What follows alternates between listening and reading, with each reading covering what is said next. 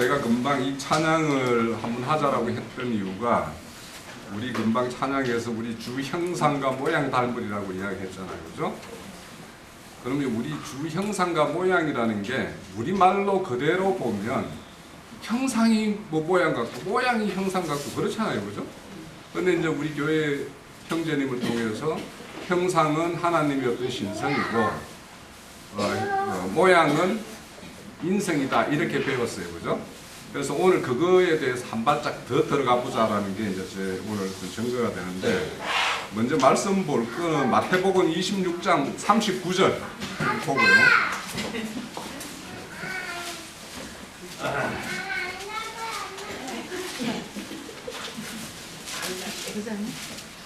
마태복음 26장 39절, 우리 저 주님이 그 겟세마네 올라가셔가지고 기도하는 그 모습이 있죠.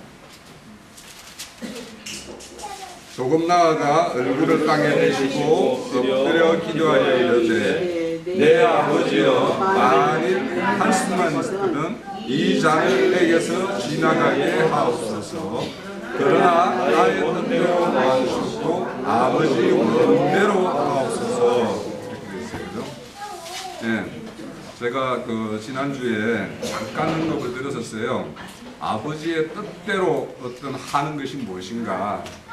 자, 아버지의 뜻에 가장 반하는 것은 우리 인간의 자기 생각과 의지와 뭐 이런 판단들, 이런 것들이 하나님의 어떤 그 아버지의 뜻에서 가장 반해요. 그래서 주님이 나를 따르거든 너희들 너 자신을 부인하라고 이야기를 하는 것이죠. 자, 그래서 여기에 전제는 뭐냐? 아버지 뜻대로 되는 것의 전제는 뭐냐 하면 내 뜻대로 마옵시고가 앞에 딱 전제가 되어 있어요. 네. 그래서 이제 이 말씀은 자, 마태복음 20장 22절에 가면 주님이 이제 잠깐 이 내용에 대해서 언급을 하나 해놓은 게 있어요. 20장 22절 가면 예수께서 대답하여 이르시되 너희는 너희가 구하는 것을 알지 못하는도다. 내가 마시려는 한 잔을 너희가 마실 수 있느냐? 그들이 말하되 할 수 있나이다. 이렇게 이야기하죠. 그러니까 주님은 지금 금방 우리가 앞서 읽었던 26장 39절의 내용을 두고 지금 20장에서 제자들에게 한번 이야기했는데 제자들은 자신 있게 마실 수 있다라고 이야기를 해요. 그죠? 자, 이렇게 하거든요. 자, 이것을 그러면 아버지의 뜻이 무엇인지를 또 잠깐만 우리 알고 제가 이제 그 공식 들어갈게요. 요한복음 6장 38절.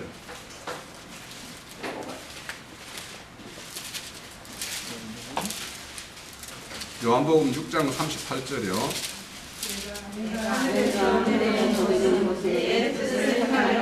아니요, 나를 보내신 이의 뜻을 행하려 함이니라. 나를 보내시는 이의 뜻은 내게 주신 자 중에 내가 하나도 잃어버리지 아니하고 마지막 날에 다시 다 살리는 이것이니, 또 내 아버지의 뜻을 아들을 보고 믿는 자에게 영생을 얻는 이것이니 마지막 날에 내가 이를 다 살리리라. 예. 아버지의 뜻은 주님에게 주신 자들 하나도 잃어버리지 않고 마지막 날에 다 살려서 영생으로 하게 하는 것이 아버지의 뜻이에요. 그죠? 예. 그렇게 하기 위해서 우리에게 본을 보여주셨는데 그것은 뭐냐면 히브리서 5장 갈게요.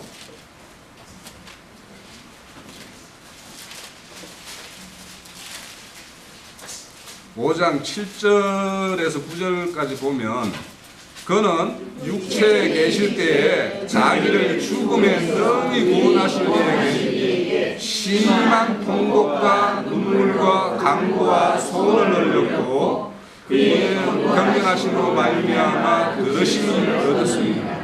그가 아들이시면서도 받으신 고난으로 순종함을 배워서 온전하게 되어서 자기에게 순종하는 모든 자에게 영원한 구원의 근원이 계시고, 이렇게 되어 있어요. 예, 그래서 주님께서 순종의 모습을 다 보였어요. 그죠? 그래서 여기에서 뭐냐면 인간의 어떤 걸로 보면 이 잔을 나에게 좀 물러가게 해줬으면 좋겠는데 아버지의 뜻, 아버지의 그 뜻을 성취하기 위해서는 이것을 반드시 내가 마셔야 되는 것을 또 알아요, 주님이. 그래서 이것을 지금 이 받으신 고난, 이것이 뭐냐면 순종의 근본이 된다고 했고 우리의 구원의 근원이 된다고 이야기를 하고 있어요. 자, 그래서 사람이 자신의 뜻을 내려놓고 누군가의 뜻을 따라서 행하기를 이렇게 행한다라는 것은 절대적으로 뭐냐면 믿음이라는 것이 없으면 불가능해요. 우리 세상의 일도요. 세상의 일도 그렇고 모든 일이 뭔가를 관계를 가진다라는 것은 보이지 않는 우리가 성문적으로 문서로 남기지 않는 계약서가 우리가 사실은 어떤 그런 계약서를 남기기도 하죠.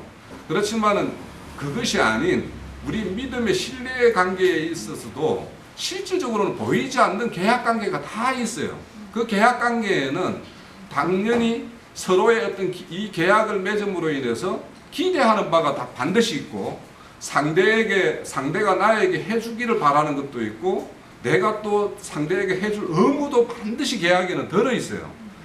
우리와 하나님과의 관계도 그 우리의 구원이라는 것은 하나님의 일방적 은혜에 의해서 구원을 하시지만 그 구원받은 자는 그거에 의해서 빚진 감정을 가진다라고 로마서의 바울 사도는 늘 이야기를 해요. 그러니까 우리가 이 은혜의 크기를 알고 그 구원이 어떻게 된 것에 대해서 안다라면 반드시 우리는 빚진 은혜, 그 은혜의 빚진 이것을 가질 수밖에 없다고 그래요. 자, 그래서 이렇게 믿음의 어떤 신뢰가 관계가 되지 않으면 이게 이제 불가능하단 말이에요. 그 자의 어떤 말대로 어떤 당신 뜻대로 그럼 되기를 바랍니다라고 이렇게 이야기한다라는 건 거의 불가능한 거란 말이에요. 그러면 이런 겟세마네 주님의 어떤 기도라는 것은 주님이 이 땅에 오셔서 그 아버지 하나님에 대해서 무한한 신뢰를 가지고 있으니까 가능한 거예요. 그죠?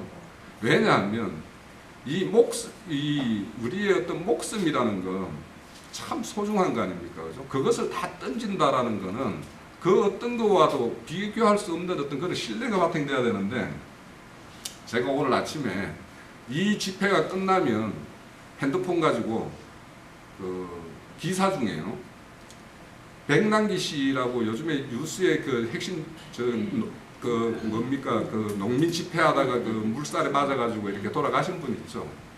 백남기 씨는 왜 그런 삶을 살았는가라는 기사가 있어요. 그 기사를 꼭 한번 읽어보기를 바라요.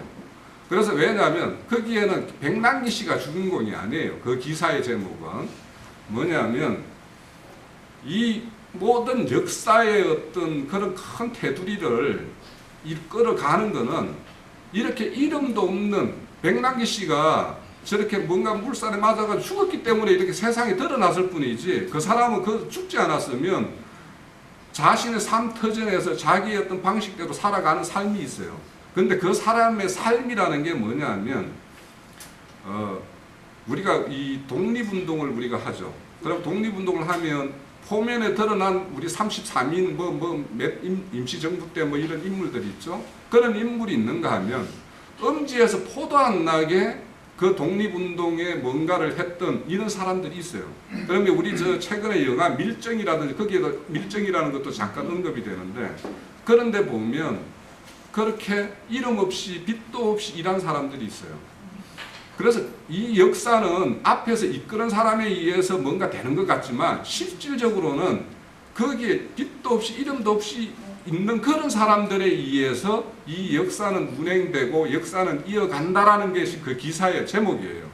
그래서 내가 왜 거기에 읽어보라고 하는 거는 우리의 어떤 믿음 신앙이 우리에게 이렇게 전거되고 우리에게 이렇게 복음이 전거되는 데까지는 수많은 우리가 알지 못하는 사람들의 어떤 그런 희생과 그런 어떤 피뿌림에 의해서 이런 것이 이렇게 터전이 잡고 왔다라는 거예요. 그런데 이제 거기에 제가 이제 또 그 댓글에 보면 그 다움에서 읽었어요. 저는 다움에서 기사를 아침에 이렇게 보면서 읽었는데 거기 보면 이런 댓글이 있어요. 삶은 죽음을 향하여 끝없는 시도다. 따라서 삶은 죽음이 더 이상 악으로 생각되지 않을 때, 죽는 것이 악이라고 생각되지 않을 때 행복할 수 있다라는 거예요. 자, 우리도 지금 우리의 어떤 구원의 문제는 어떤 죽음의 문제와 이렇게 결부가 되어 있죠. 그죠? 그러나 사람이 이 죽음이라는 것은 예측 불가능하기 때문에 대부분의 사람들이 이 죽음의 어떤 예측이 불가능하기 때문에 인간으로 하여금 죽음을 두렵게 한다라고 이야기를 해요. 그 댓글이 그 어떤 사람이 붙여놨어요. 그래서 내가 이 길을 보면서 아, 이 사람이 뭔가 도통한 사람인 것 같다라는 느낌을 내가 받았어요. 왜냐하면 자, 우리도 저는 이제 최근에 이제 저희 우리 어른을 통해서 많은 걸 배우는데 이제 연세가 드셨고 홀로 되시다 보니까 막 이 불면증이 와 있어요. 그런데 이 불면증이 왜 왔을까라는 걸 내가 이제 뭐 이렇게 이야기해 보면 아버지 돌아가시는 게 두렵죠. 이러면은 내가 살 만큼 살았는데 뭐가 두렵냐라고 이야기하는데 그렇게 이야기를 하셔요. 그런데 눈 감으면 이렇게 누워서 눈 감으려고 하면 죽고 사는 문제가 자꾸 생각은 나죠 라고 이야기하면 뭐 그걸 생각을 한다라는 거예요. 그러니까 그분들은 죽고 난 다음에 이유가 어떻게 되는지는 몰라요. 그러니까 이 죽음이라는 건 불안해요. 그런데 우리는 우리의 이런 교회 생활을 통해서 이 죽음 이유가 뭐가 어떻게 되는가에 대해서 우리가 그걸 공부를 하기 때문에 죽음이라는 것이 이게 공부가 안 되면 죽음이 두려워요. 두려운데 죽음 이후의 세계가 어떻게 될 것이라는 걸 우리는 배워서 알고 있기 때문에 이 죽음이라는 것이 어느 정도 이제 자꾸 이제 믿음이 이렇게 깊어지면 이제 순응이 되고 우리가 이제 흙에서 왔으니 흙으로 당연히 가는 것이 맞고 이렇게 이제 우리 배우잖아요, 그죠? 그런 걸로 통해서 우리는 이제 이 죽음을 극복하는 거죠, 그죠? 그래서 그런 어떤 댓글을 보고 내가 아침에 내가 참 상당히 좋은 기사를 보면서 그 댓글을 보면서 많이 깨우쳤어요. 자, 이야기를 다루도록 갔는데. 그래서 이제 이 끝없는 어떤 신뢰, 이 신뢰가 되면 상대와 나는 뭐냐 하면 그 당사자와 나의 어떤 목적과 목표가 똑같아져요. 그래서 뭐냐면 아버지의 뜻이 아까 뭐라고 그랬어요? 자기에게 맡긴 자들을 다 마지막 날에 다 살려내서 영생으로 하는 것이 뜻이라고 그랬죠. 그럼 나의 목적도, 나의 존재 목적과 내가 주님의 길을 간다라는 목적도 그것이 나의 목적이어야 되는 거예요. 그러면 주님에게 맡겨진 자가 누군지 우리는 몰라요. 모르니까 어디든지 가서 주님이 맡겨진 자일 수 있기 때문에 복음을 전가하고 그를 빛 가운데로 주님 가운데로 이렇게 인도하는 것이 우리의 이제 소임이라는 거예요. 이게 이제 우리 뜻이 이렇게 되는데, 자, 이렇게 나의 뜻이 아닌 아버지의 뜻대로 된다라는 게 이게 뭐가 관계되느냐라는 것, 내가 왜 찬양을 아까 했냐 하면 하나님의 형상과 모양으로 지어지는 것과 맥이 딱 같으니까 내가 이제 찬양을 한번 해봅시다라고 했던 거고, 자, 저도 이제 이걸 굉장히 형상과 모양이 뭘까? 형제님이 예전에도 이제 신성과 인성이다 이런 말을 했을 때도 참 그렇다라는 생각도 들면서도 그러면 이게 우리에게는 뭔가 지어지는 부분이 있잖아요, 그죠? 그러면 지어지는 부분은 이게 인성이 주님은 온전한 사람이고 온전한 신이었는데 그러면 우리가 주님처럼 저렇게 우리의 인성이 저렇게 다듬어지는 것이 우리의 구원인가 이런 생각을 이렇게 하다 보니까 이제 뭔가 좀 실마리가 잡혀서 이제 이렇게 좀 증거를 드리는 거예요. 창세기에 보면 1장에 보면 사람을 짓되 뭐냐면 남자와 여자라고 짓는다고 해요. 그래서 내가 금방 와서 이제 히브리어 성경을 이제 조금 찾아보고 이렇게 했는데 거기에 보면 사람이라고 할 때 다 단수예요, 단수. 그러고 사람을 짓는데 남자와 여자로 지었다라고 할 때 거기는 그들이라고 이렇게 복수로 호칭을 해요. 그래서 이제 혹자는 있는 사람을 이렇게 이야기를 합니다. 사람은 저도 그렇게 동의를 하기 때문에 이제 정리를 하는 건데요. 사람은 남자와 여자가 완전하게 연합된 그걸 사람이라고 하는 거고 그 사람을 만들기 위해서 하나님은 남자와 여자로 이렇게 분리되어서 만들었다라고 하는 거예요. 자, 우리 금방 형제님 증거 중에서도 남자가 부모를 떠나 여자를 만나 한 몸을 이룬다라는 이야기 이제 말씀하셨죠. 그게 이제 에베소서에 가면 그리스도와 교회라고 이야기를 하죠.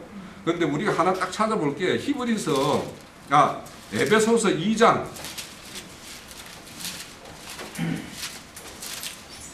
15절, 15절인가 16절인지. 예. 십자가로 그 둘을 한 몸으로 하나님과 화목되게 하려 하십니다.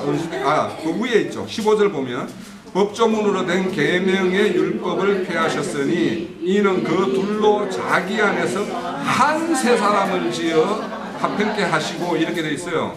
이 한 세 사람이 뭐냐? 이게 이제 예수 그리스도이기도 한데 실질적으로는 여기서 말하는 것은 교회를 이야기하는 거예요. 그러니까 이 교회가 이제 하나님의 온전한 사람이에요. 그러니까 사람인데 그리스도가 머리 되고 교회가 몸이 된 그 한 사람. 이것이 뭐냐 하면 창세기 1장 26절에 사람을 만든다라는 것의 하나님의 목적은 딱 그 사람이라는 건 이거라는 걸 말하고 있는 거예요. 그러니까 남자 없는 여자가 사람이 아니고, 또 여자 없는 남자가 사람이 아니고, 남자와 여자, 그러니까 자칼과 네케바라고 해요. 그죠? 이 두 사람이 딱 연합되어 있는 걸 사람이라고 이야기한다라는 거예요. 하나님은. 자, 그래서 그러면 이런 가정에서 하나님은 형상과 모양으로 지었다고 그래요. 그죠? 그러니까 제가 우리 국어적으로 보면 형상이 모양 같고 모양이 형상 같은데 이게 참 되게, 예? 그렇죠? 그런데 이제 우리 그 히브리어는 첼렘 데무타라고 이야기를 해요. 근데 이제 저는 이제 이렇게 정의를 한번 해보고 싶어요.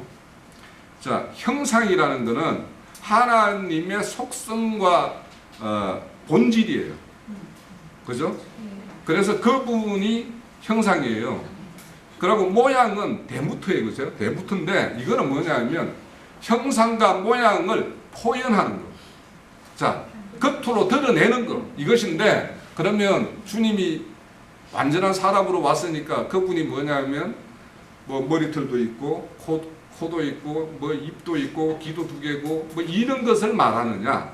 그것이 아니라 이 데무트라는 거는 하나님의 속성을 내가 겉으로 드러내는데, 이 하나님의 속성을 겉으로 드러내는데 가장 반하는 게 뭐냐 하면 나예요. 내 자아예요. 내 자아가 하나님을 첼렘의 어떤 하나님의 본성과 본질을 가리는 역할을 뭐가 하고 있냐 하면 나의 자아가 그걸 가리고 있어요. 그래서 이 데무트는 끝없이 지어가는 것이거든요. 그러면 지어간다라는 것은 뭐냐, 내 자아를 지워가는 것과 매 마찬가지예요. 그죠? 이것이 바로 형상과 모양을 짓는 것이다라는 거예요. 자, 그래서 그렇게 이렇게 드러내기 위해서 이제 하나님은 특별히 이제 그 사람에게 그 하나님을 담을 수 있는 그릇을 이렇게 지어줬다고 그랬죠. 그죠? 그래서 그것이 이제 하나님이 다른 피조물과 사람과 다른 것은 뭐냐면 하나님의 본성과 본질을 담을 수 있는 거예요. 그러면 이것을 어떻게 담느냐는 거예요.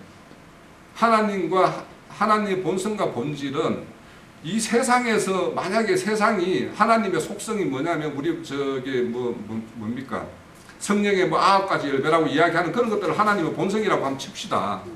그러면 그런 것들이 이 세상에 막 이렇게 막 넘쳐 있나요? 그렇지도 않죠. 그러면 우리가 그분을 만약에 이제 우리가 교회에 와가지고 교회에서 막 우리가 그런 것들을 막 이야기해요. 그런다고 해서 우리가 담나요? 그게 아니죠. 그분이 내 안으로 쑥 들어와야지만이 그냥 싹 당기는 거예요. 그래서 성령이 나한테 오지 않으면 하나님의 형상과 모양하고는 아무 상관이 없는 사람이에요. 그러면 그거 없는 상황에서 성령이 나한테 임하지 않은 상황에서 행하는 것이 뭐냐면 바로 종교라는 거예요. 그래서 이 종교행위라는 것이, 자, 이런 어떤 종교행위라는 것이 이제 우리가 하나님의 또 그 영광을 가리는 것에 역할을 하는데, 우선 하나님이 우리가 하나님의 어떤 그 창조의 어떤 그런 것들을 보면 이 데무터, 그러니까 하나님의 어떤 그 모양을 닮아갈 수, 우리 저 찬양처럼 닮아갈 수 있도록 모든 지혜가 거기에 다 담겨 있어요. 그래서 하나님이 이 창조, 이 물질계에는 왜 선으로만 짓지 않고 악을 다 함께 이렇게 지어놨느냐. 이것이 하나님의 절묘한, 알면 알수록 뭐냐, 하나님의 지혜가 거기에 다 들어있다라는 느낌이에요.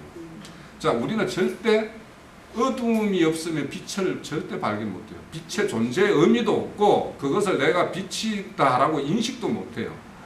어둠이 있음으로 인해서 우리는 반드시 그걸 인식할 수 있고, 이 세상에 선만 있으면 악이 하나도 없으면 무엇이 선인지도 몰라요. 그죠? 그래서 하나님은 하나님 당신의 선이신 그분을 드러내고 그분을 표현하려면 악이 반드시 있어야 되는 거예요. 그러니까 이렇게 해서, 그래서 이제 하나님은 빛도 짓고 어둠도 지었다고 그러죠. 그렇게 해서 지었어요. 그러면 그래서 왜 하나님이 창세기 1장에 보기에 좋았더라 좋았더라 하는 거는 정말 다 선한 것만 지어서 좋았더라는 건 아닌 거예요. 뭐냐면 우리 사람을 지은 그 자들을 하나님이 짓고자 하는 그 사람을 짓기 위한데 가장 최적의 조건, 환경, 무슨 그런 것들을 다 만족시킬 수 있었기 때문에 좋았더라는 거예요. 그 창세기 1장에 그것이 그 자체가 좋은 것이 아니에요. 그거는 뭐냐면 하나의 무대예요. 이제. 하나님이 사람을 지어가기 위한 어떤 무대를 지었는데 그 무대가 그렇게 좋았더라는 거예요. 그 무대에는 반드시 어둠도 있어야 되고 악도 있어야 된다는 거죠. 그래서 이렇게 우리가 이런 하나님이 이 땅의 어떤 물질계에 또 우리에게 나타나는 그런 어떤 현상들, 이런 것들이 만약에 없었다면 이 무대는 세상 사람들이 왜 그림 보고, 우리는 이제 이런 게 있죠. 이렇게 자연 광경을 이렇게 바라보면서는 이렇게 감탄을 그렇게 많이 안 하는데 그걸 딱 찍어다가 사진에 액자에 걸어놓고는 되게 좋아해요. 거기에는 또 가치를 부여해요. 막 돈이 뭐 얼마짜리 그림이네, 뭐 얼마짜리 사진이네 해가지고 값어치를 부여해요. 근데 우리가 어디 높은 산에 올라가서 그 펼쳐진 광경을 보고는 야, 이거 얼마짜리다 말을 안 해요. 그죠? 절대 말을 안 해요. 근데 이걸 어딘가에 딱 틀에다 갈아 놓으면 뭔가 막 가치를 막 이렇게 따져요. 이 인간이 그러니까 이렇게 뭐냐면 허상에 이게 매몰되어 있기 때문에, 그러니까 본질은 그거보다, 그림보다는 더 본질이 뭐냐면 내 눈을 직접 보는 것이 그게 본질인데 본질에 가까운 것은 가치를 못 느껴요. 그게 이제 인간의 어떤 그 선악과 먹고 타락한 건데, 이 타락한 거는 뭐냐면요, 선악과는 이 쪼개미예요.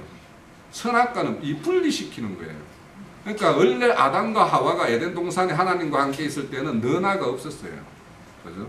너나가 없기 때문에 뭐 탐욕이다, 뭔가 집착이다, 이런 것도 필요가 없어요. 이거 내 거, 네 거고 필요 없고 내 편, 네 편도 필요가 없어요. 그런데 이 선악과 먹은 인간이 되다 보니까 뭐냐면 다 뭐냐면 내 거 아니면 네 거, 내 편 아니면 뭐 네 편, 뭐 이런 식으로 이게 분리한단 말이에요. 그래서 이런 것처럼 그림을 놓고도 이렇게 액자에 넣어놓으면 뭐냐면 그 사진은 내 사진이거든요. 내 소유기 때문에 거기에다 가치를 부여해요.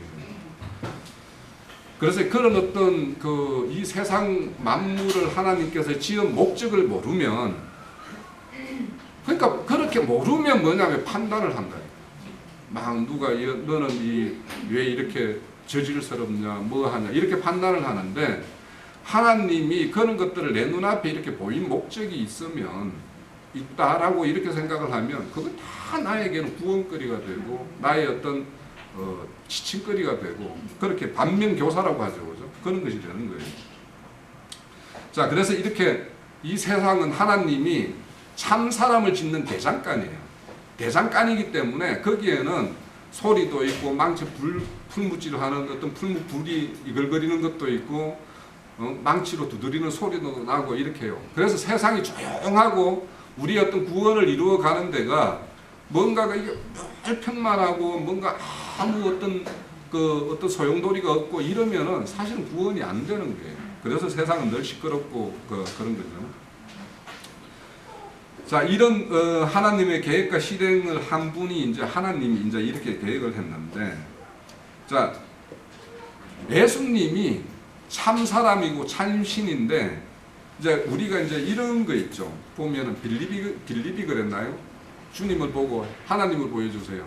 뭐 이렇게 이야기하는 하나님이 네가 보고 있는 뭡니까 정확하게는 네가 지금 보고 있는 자가 네가 하나님의 모습이다라고 이렇게 이야기를 하죠.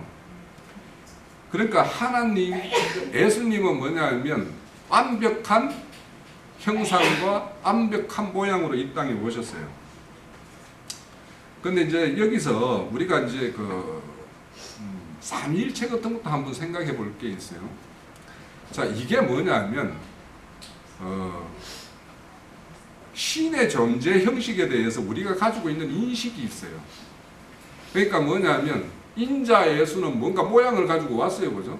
성령은 우리한테 눈으로 보이지 않아요. 그러니까 영의 눈을 뜨고 뭔가 영의 어떤 감각을 가지고 있지 않으면 성령을 감지를 못하죠. 그런데 하나님의 여호와 하나님은 구약의 어떤 이스라엘을 이끌었던 뭐 그런 분이라고 이렇게 뭐 대략의 이미지를 가지고 있어요.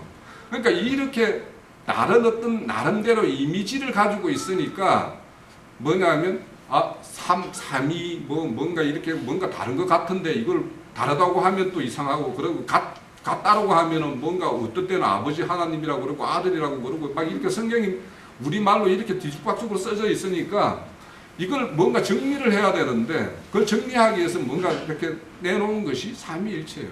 그런데 우리가 가만히 생각해 보세요. 하나님은 영이라고 그랬죠. 예? 영이죠. 그래서 이제 우리가 우리 그 하나님은 영이니 예배하는 자는 영과 진리로 예배할지니라고 이렇게 이야기해요.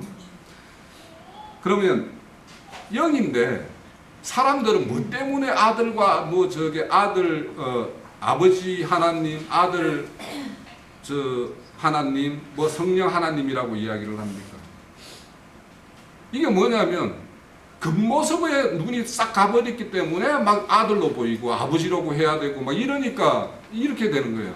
그러니까 하나님은 영이시다라는 것만 생각하면 그 영이 너희들에게 보이는 하나님으로 온 것이 인자 예수고 너희들 마음 심령 가운데로 와서 너희에게 역사하는 것은 그 성령이고 그 영이죠.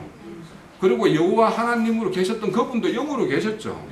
그러면 이거 하나님은 영이다라는 이 말만 딱 인식을 하면 삼이고 뭐고 이거는 너희들이 어떻게 표현해 줘야지 너희들이 말귀를 알아들을까? 너가 쉽게 이해하고 뭐 하게 이해해서 그냥 아버지 하나님 뭐 인자 막 이렇게 표현을 성경에서 했을 뿐이지. 그러니까 이것이 하나님은 영이다라고 이렇게 생각만 하면 정리를 하면 이게 성부 하나님, 성자 하나님 뭐 이런 이야기가 아무 의미가 없다라는 걸 쉽게 이해할 수 있어요.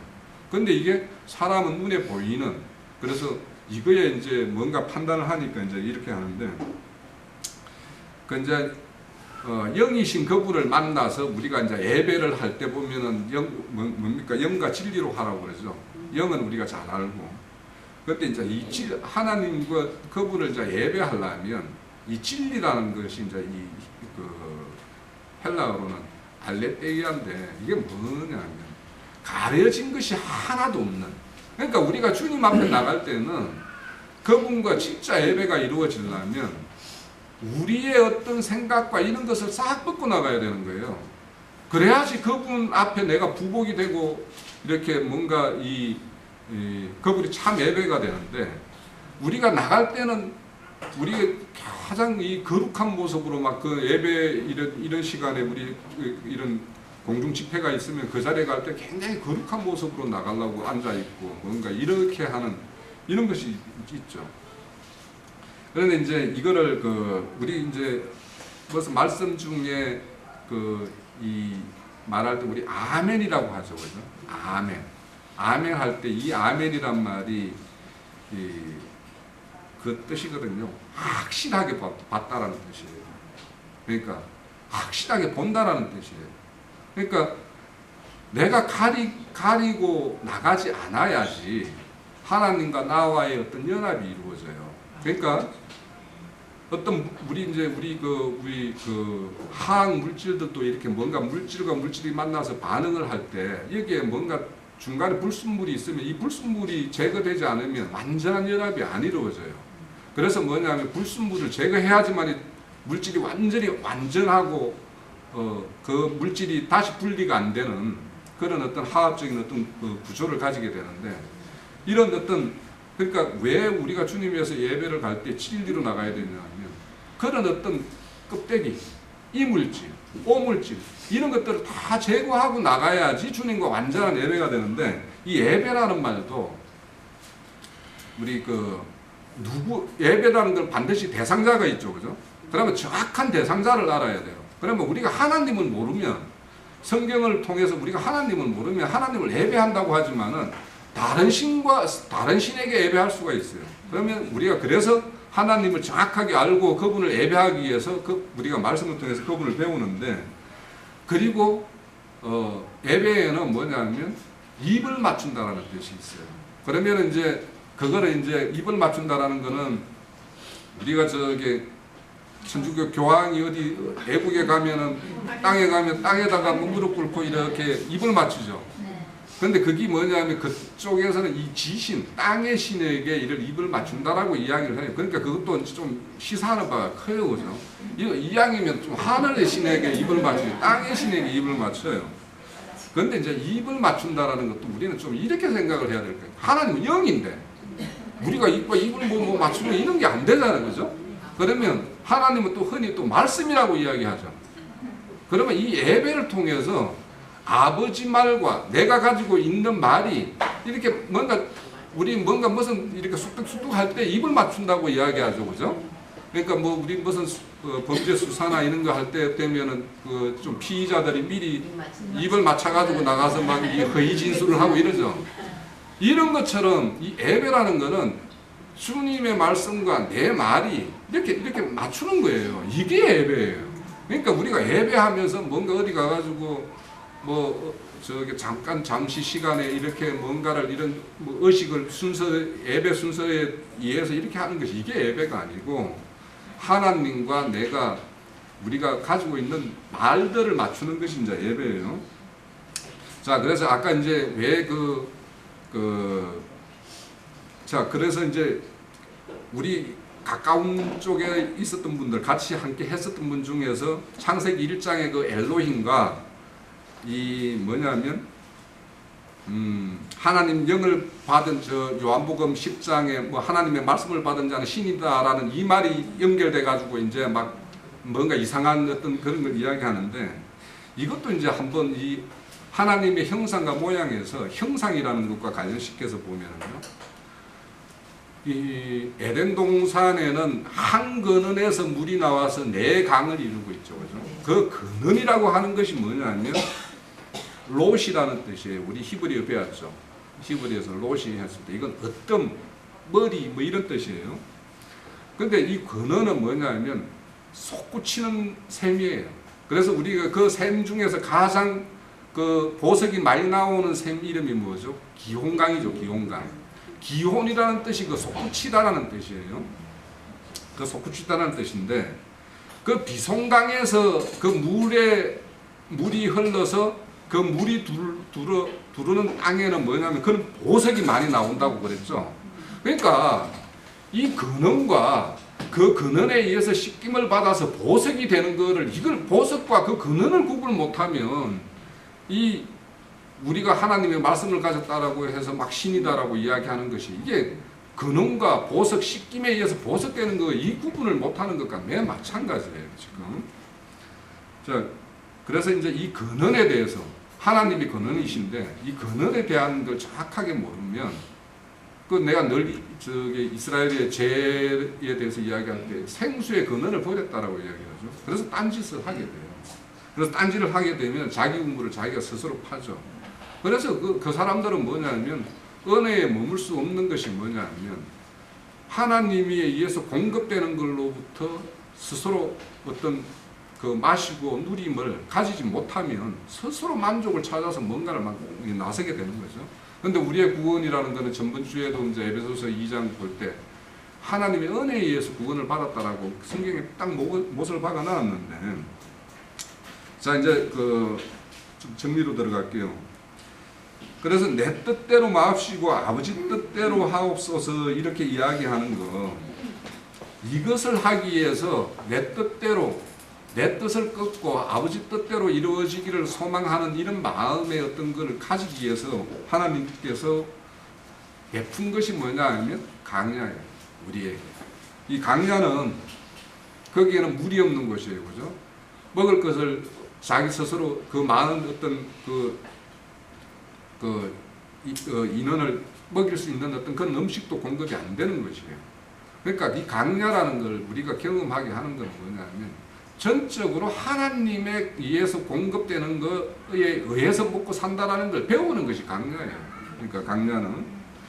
그래서 이제 우리의 어떤 인생의 삶도 한편으로는 육신을 입고 있는 어떤 이 땅의 어떤 삶이라는 것은 강야의 삶과 같이 고단해요. 그래서 강야라는 것은 뭡니까? 비어 있다라는 뜻이거든요. 그래서 이제 강야에서는 종교 생활의 어떤 율법 생활을 하게 되는데, 이 강야 생활에서는 이 율법 생활의 어떤 무용함, 이것이 나의 어떤 온전한 생명을 구원할 수 없다라는 것을 알게 하는 것이 이제 강야 생활이고, 그래서 뭐냐면 나를 버리고 주님에 의해서 채워지는 어떤 그런 것이 이루어지는 것이 이제 강야예요. 그럼 이제 강야에서 우리가 강야의 삶을 끝나면 이제 가나안 땅을 들어가는데, 가나안 땅에 가면은 우리에게 주어진 게 뭐냐면 바로 복음 사역이라는 게 있어요. 그래서 이거는 바로 이것을 이제 영적 전쟁이라고 해요. 그래서 가나안에 들어가면 그때부터 이제 영적 전쟁을 하는데, 자, 이 영적 전쟁도 이제 이렇게 해석을 하는 사람이 많이 있어요. 다들 내 안에 어떤 소욕들, 내 안에 어떤 막 일어나는 어떤 정욕들, 이런 것들을 싸워서 이기는 거. 그러니까 가나안 7 족속은 다 내 안에 있다. 막 이렇게 이야기하는 사람들이 있어요. 자, 이런 사람들은 한번 생각해 볼 게 있는 게, 신명기 20장에 가면 전쟁에 나갈 수 있는 사람들에 대한 게 딱 나와 있어요. 거기에 가나안 신명기 20장에 한번 가볼게요. 뭐 시간이 조금 여유가 있으니까.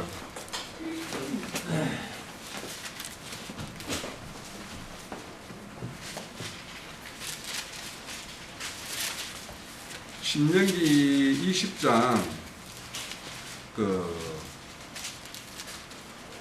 여기에는 20세 이상의 어떤 장성한 자들이만 이제 전쟁에 참여할 수 있는데, 그런 자들 중에서도 5절부터 한번 볼게요.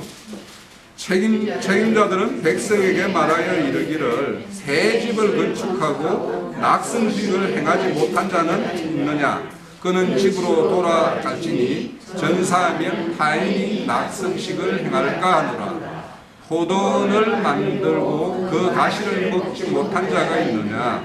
그는 집으로 돌아갈지니 전사하면 타인이 그 가시를 먹을까 하노라.